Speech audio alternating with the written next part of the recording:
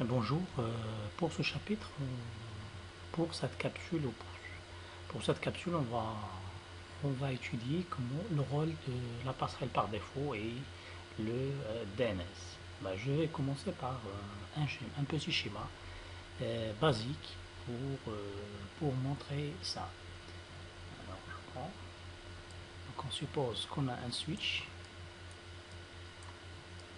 Ce switch-là, il est connecté avec un routeur. Ce routeur-là, il est connecté au nuage Internet.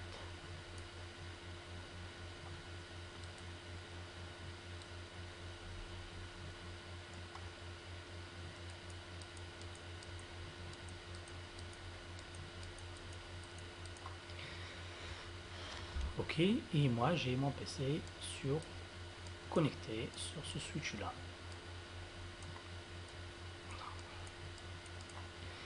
Alors donc pour aller à internet, il faut passer par le switch qui c'est un périphérique pour interconnecter des périphériques en réseau local.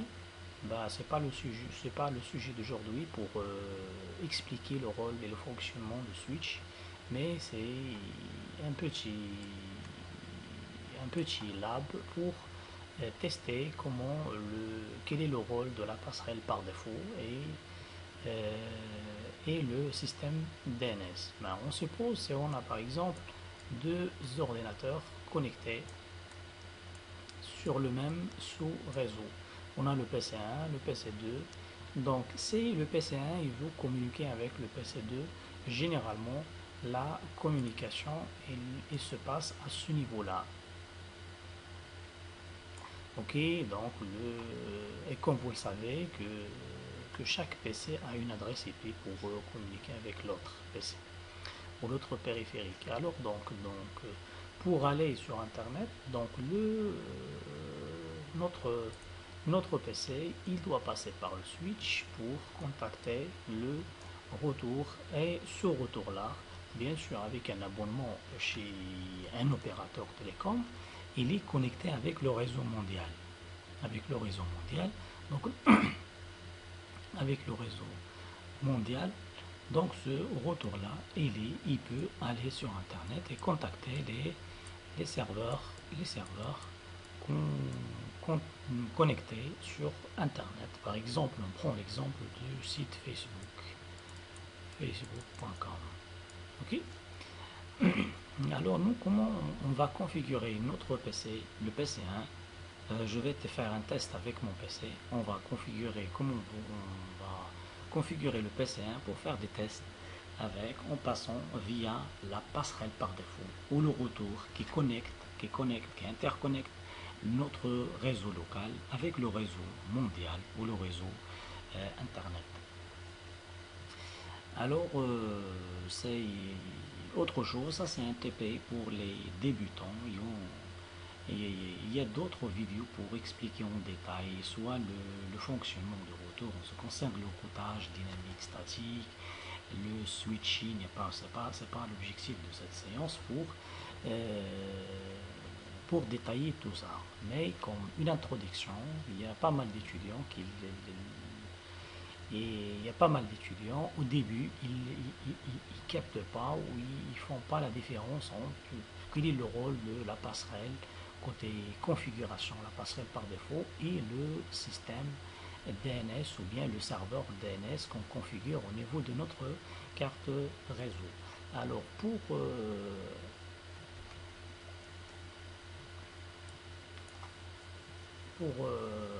pour faire des tests, je vais appeler la ligne de commande. Je vais appeler la ligne de commande, c'est pour faire des tests. Et bien sûr, je vais vous montrer. Moi, je suis connecté via un réseau Internet. Allez, je peux aller alors configurer. Alors je vais aller dans ma carte et je vais vérifier. Bien sûr que mon PC portable il contient deux cartes réseau. La première carte réseau, c'est la carte réseau Ethernet euh, qu'on utilise le câble pour se connecter à Internet. Et la deuxième, c'est une carte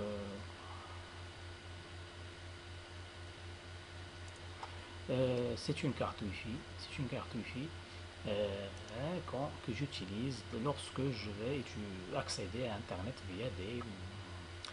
via des réseaux sans fil. Alors, je vais aller dans la propriété de cette carte. Généralement, on a deux protocoles Internet, la version 4 et la version 6. Généralement, si on n'utilise pas le protocole, la version 6, c'est de préférence, il est recommandé de la désactiver. Alors pour là, on va voir la configuration de la version 4, propriété. Alors comme vous voyez ici, on a une configuration automatique. Ça veut dire quoi? Donc le PC il peut pas fonctionner, il peut pas communiquer, il peut pas communiquer sur le réseau son adresse IP. Mais moi j'ai rien configuré par défaut. Le système il est configuré afin de récupérer une adresse IP d'une façon automatique. Donc comment ça se passe? Alors je ne vais pas entrer dans un autre concept détaillé, c'est juste qui donne dans un petit réseau qui donne l'adresse IP au PC1 et au PC2. Donc généralement on a un serveur DHCP intégré au niveau de ce routeur-là. On suppose que c'est un routeur ADSL. C'est un routeur ADSL, il est intégré là, DHCP. Je ne vais pas entrer dans ce détail-là. Et il va distribuer les adresses IP au PC de notre réseau local.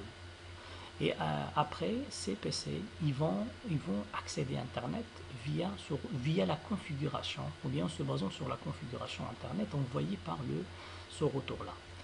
Alors, donc je peux récupérer l'adresse, la configuration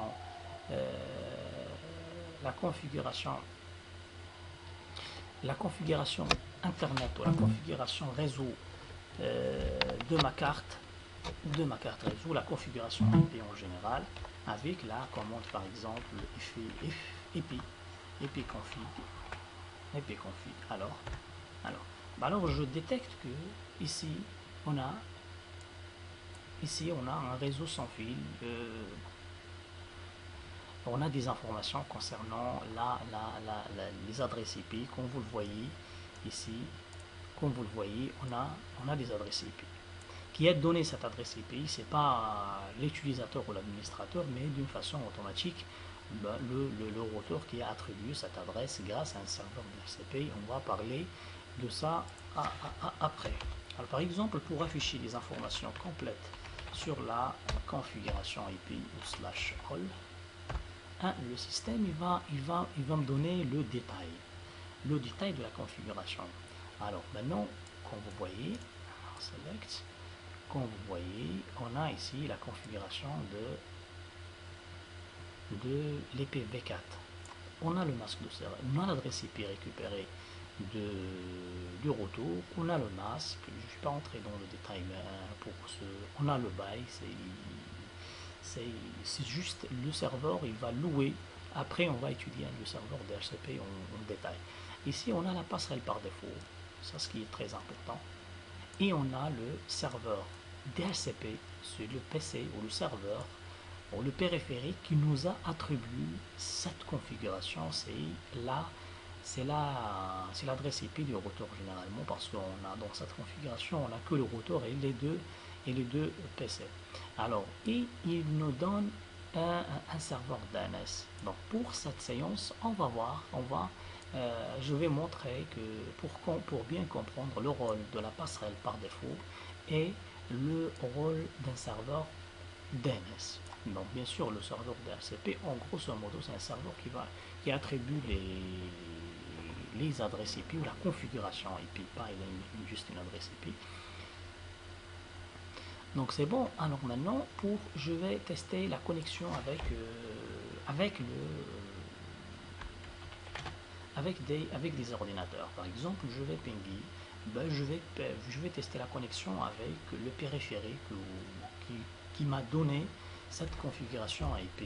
Bien sûr, sur la configuration montrée, il affiche l'adresse IP de 192.168.1.1. Ok, là, la connexion passe. Vous voyez ici la réponse c'est le temps 5000 secondes, etc. parce qu'il est proche de nous. Ça, c'est un test avec le retour. Ok. Maintenant, je vais tester la connectivité avec un ordinateur sur Internet. Ok. Par exemple, à ce niveau-là. Alors, par exemple, je pense que la plupart des gens actuellement, ils utilisent un serveur DNS très important et il est publié ou rendez public pour, par Google. Je vais tester, généralement, je vais tester avec cette adresse. Et puis, alors ça signifie que je communique avec le monde extérieur. Ok, ça c'est le 8.8.8.8, c'est une adresse IP d'un serveur DNS. Et bien sûr, je peux faire d'autres tests de ping, par exemple, je peux utiliser un nom. Un nom, ça, par exemple, je vais utiliser Facebook ou bien facebook.com. Alors, comme vous voyez que le système a détecté, a récupéré l'adresse IP de ce nom-là, ça c'est un nom d'un ordinateur qui existe sur Internet, et voici son adresse IP, c'est une adresse publique, je ne vais pas entamer la discussion en ce qui concerne les adresses IP privées publiques, mais c'est juste une idée. Alors que notre PC, avec cette configuration, je peux naviguer sur Internet. Je vais tester la configuration, par exemple, Google. Ah, ça marche. Bon, bien sûr, je vais noter le nom de notre école, ICGA. Notre IA, c'est une école, etc. Donc, je suis connecté à Internet. Ok, maintenant, je suis connecté à Internet avec une configuration automatique livrée ou donnée par le retour. Ok.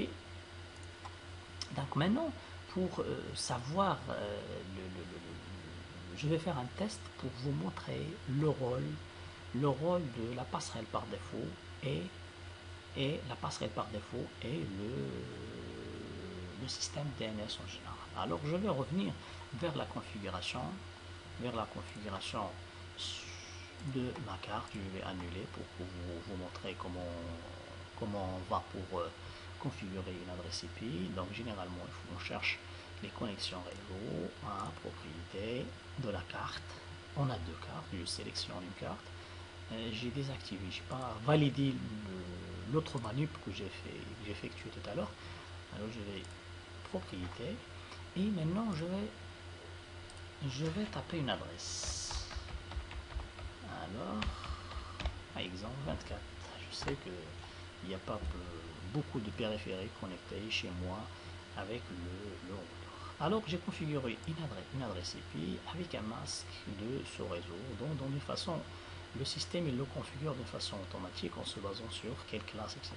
C'est pas l'objectif de cette capsule, ce détail là. Ok. Donc comme j'ai sélectionné et utilisé l'adresse suivante, le système il m'invite de remplir tous les champs afin de configurer les informations pour accéder à Internet et pour communiquer au réseau. Alors je valide ma configuration et maintenant je vais aller pour faire le test. Alors, donc, alors je vais afficher pas fconfig c'est pour Linux, et puis config. Alors, très bien, config, et je vois l'adresse attribuée, c'est l'adresse que j'ai attribuée, c'est le 192.168.1.24. C'est bon. Alors maintenant, je vais tester cette configuration, bien sûr, avec la commande, la fameuse commande ping. Alors, 192.1.1. Alors, je ping sur un ordinateur qui existe sur mon réseau. Et un ordinateur qui existe sur mon réseau, je ne vais pas utiliser un autre ordinateur, mais je peux pinguer, je peux communiquer avec ce retour-là, parce que ce retour-là, il est en réseau local. Alors, comme vous voyez que la réponse passe. Maintenant, je vais tester là le ping sur Internet. Je vais utiliser un ordinateur, une adresse IP d'un ordinateur sur Internet. C'est l'exemple à échec. Pourquoi échec? Alors, pourquoi échec? Parce que mon PC, il ne sait pas quoi faire ou il ne sait pas quoi faire avec cette adresse. Il n'a pas les informations nécessaires pour communiquer avec l'extérieur. Ok, donc le ping ou la communication avec le réseau local, ça passe. Pourquoi? Parce que moi, mon PC, c'est le PC1, mon PC est là, et mon retour, il est là, il est connecté, je suis connecté avec ce retour-là. C'est pour cette raison que le ping passe. Par contre,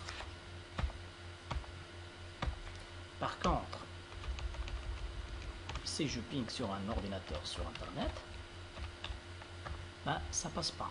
Pourquoi? Ben, sachant que mon retour, il est connecté à Internet. Mais le problème, il est où? Le problème, il est au niveau de ma configuration. La configuration que j'utilise au niveau de mon PC. Alors, je vais revenir vers la configuration. Alors, je vais revenir, propriété. Alors, ok, maintenant, je vais renseigner une information très importante, c'est la passerelle par défaut.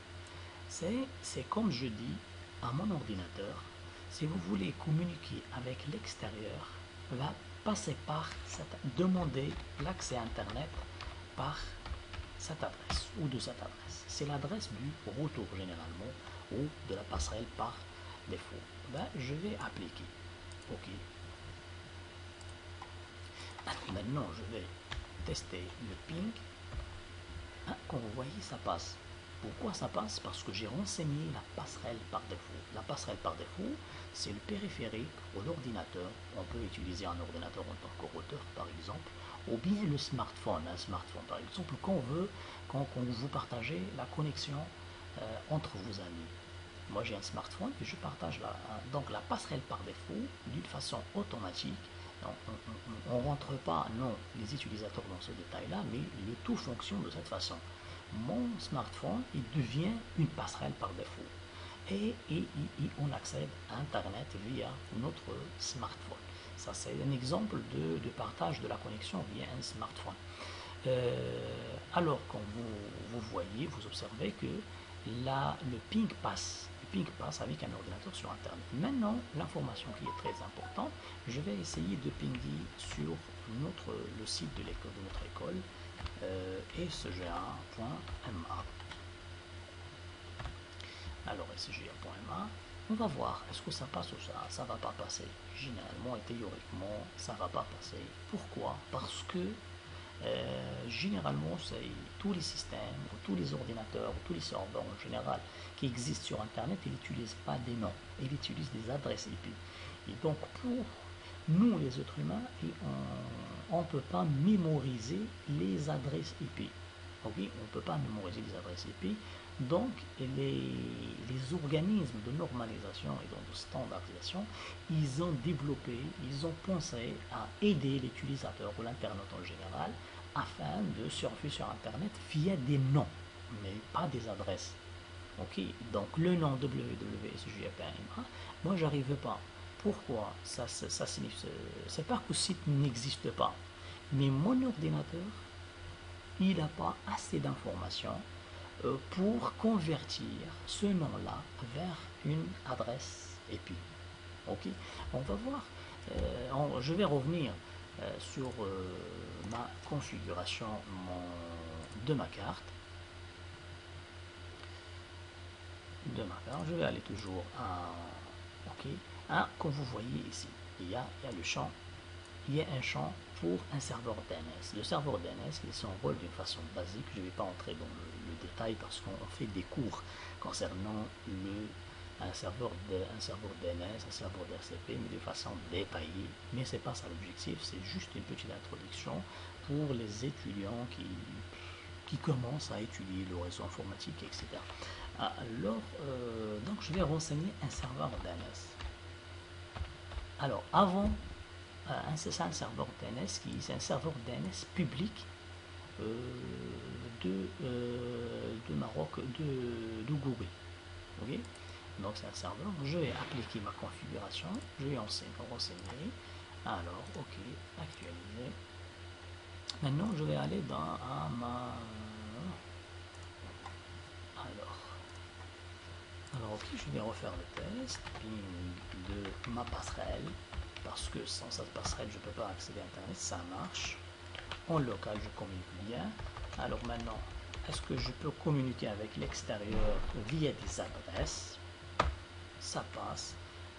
Alors, CTRL-C pour ne pas laisser le ping terminé. Et www. ICGA, on utilise ICGA, le problème qu'on a utilisé. Alors que maintenant ça marche. Ok, ça marche. Pourquoi? Parce qu'on a configuré notre système DNS. Maintenant, je vais utiliser une commande très importante, tracers. Cette commande, il va nous montrer les périphériques ou bien les retours qu'on traverse pour atteindre une destination www.sgera.ma. Alors, comme vous voyez, le système ici a fait la conversion de nom vers une adresse IP. Alors, bien sûr, pour aller à Internet, il faut passer par la passerelle par défaut, le 1.1. Et on a d'autres retours. Par exemple, ça c'est un abonnement. Moi, je fais un abonnement avec ce ping là. Il passe par les retours de l'opérateur afin d'atteindre la destination ou l'ordinateur si la cible. Alors je pense que c'est tout. J'espère que... Ah oui, ah bon. Donc le système a terminé de traverser, il a listé sur Internet. Bien sûr, cette commande, il existe sur Internet, sur le web. On peut voir d'une façon graphique les points traversés par cette commande. D'une façon, je passe par je suis au Maroc, je passe par le Maroc, je passe par ce pays-là, ainsi de suite, jusqu'à ce que j'arrive à destination. Je pense que c'est tout.